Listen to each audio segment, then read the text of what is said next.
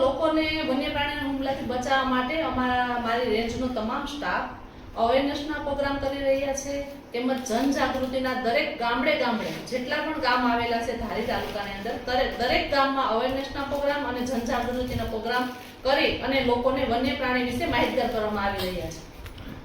Madam, ગેરકાયદેસર line show કરવાવાળા વિરુદ્ધ શું કાર્યવાહી કરવામાં આવે?